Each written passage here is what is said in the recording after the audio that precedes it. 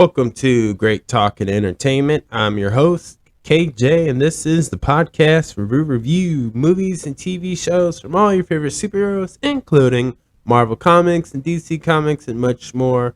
Please subscribe to the YouTube channel, Great Talk and Entertainment Official. Please subscribe, smash that notification button, and smash that like button to help make this channel grow. So thank you for all the love and support. And let's get into it. Let's go, baby!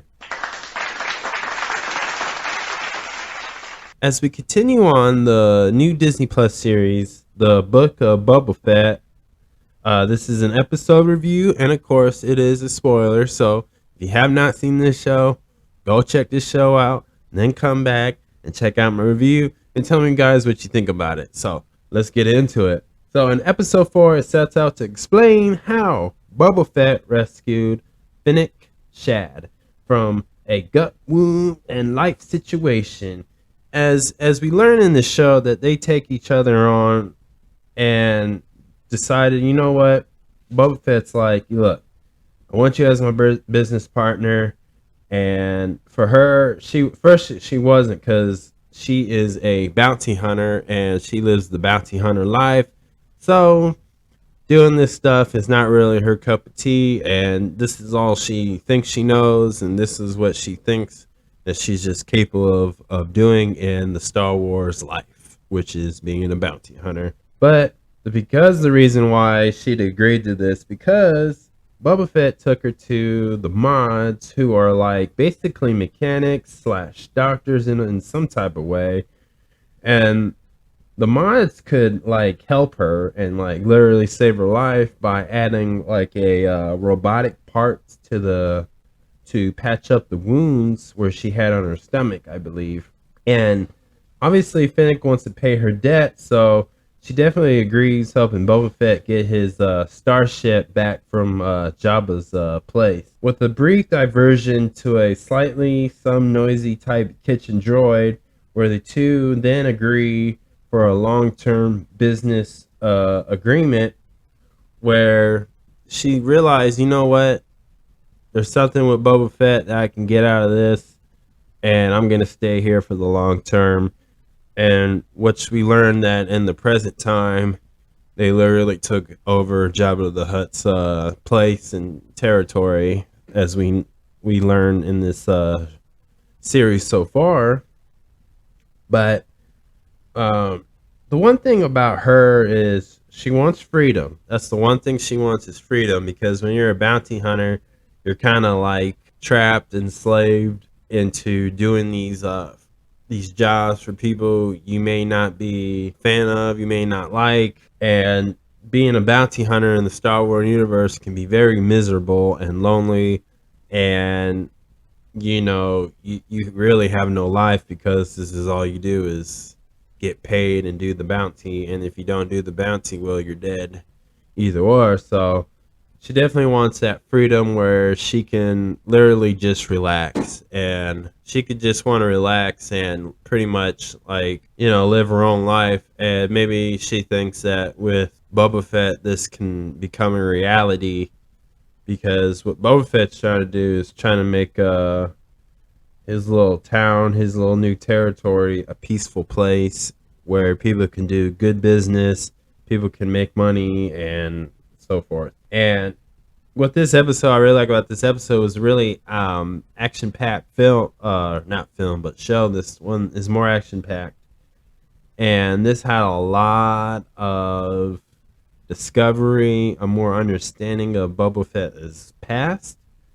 And we learned that, with this all being said, he hasn't yet to find the his suit that he has now, the Mandalorian helmet and suit that Boba Fett now owns. But when they show like the past, he hasn't yet found it. So he still doesn't have the Mandalorian outfit. So, but which we know that he gets from the Mandalorian, obviously, on the show, but on the Mandalorian show. But other than that, it had a really great storytelling.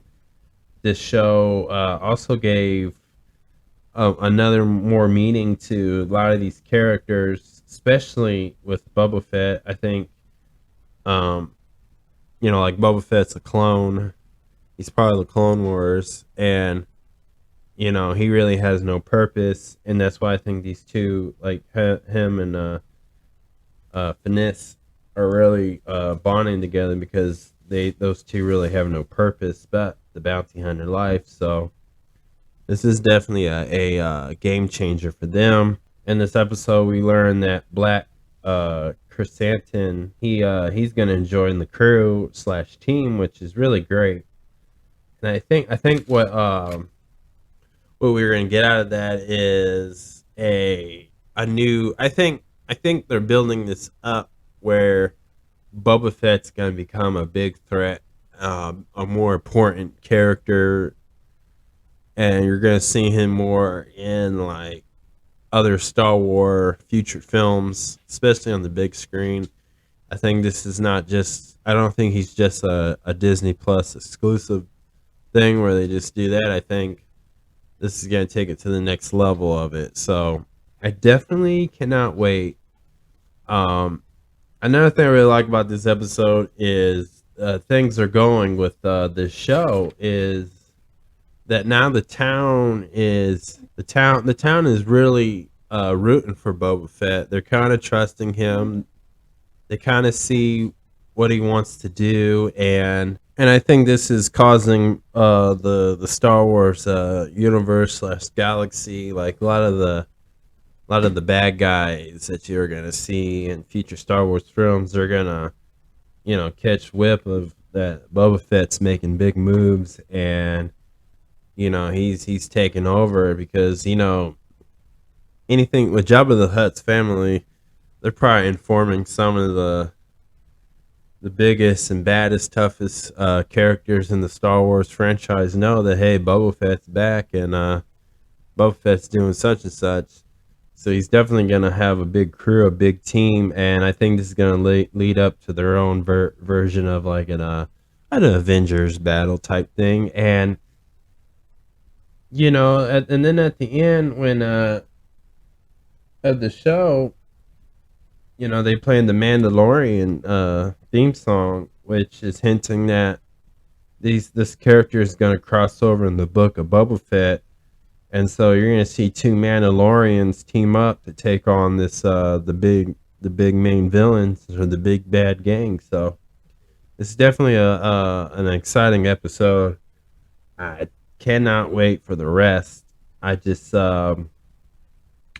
think that season one's going to lead up to the next Star Wars series, obviously. So it's just a small taste of what the Star Wars Galaxy universe will be like. So definitely can't wait for this. But other than that, this show is really great. Like I said, the acting was good. This episode was definitely well balanced. It wasn't too much of this, too much of that.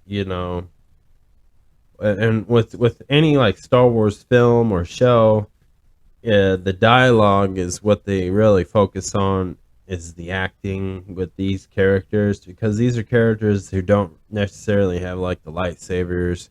They're not a Jedi or a dark Sith or nothing.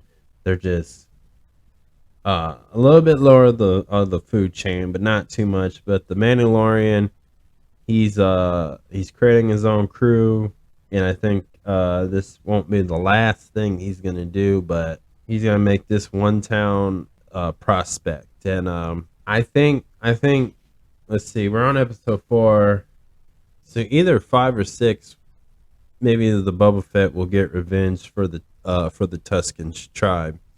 So definitely want to see that. So I definitely give this 1 out of 10. I would give this an 8, a good 8.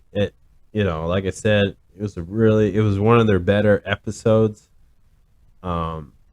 It gave something that Star Wars fans would appreciate and enjoy, and it's also something, if you're not a Star Wars fan or just not really into it, it's an easily enjoyable show to watch with your friends or family. So yeah, definitely liking this series. This show is really making Boba Fett a fan favorite character to a new generation of Star Wars fans, and I think this is a really good show so far. So yeah, that's it. Thanks for listening, guys. Please subscribe to my YouTube channel, Great Talking Entertainment.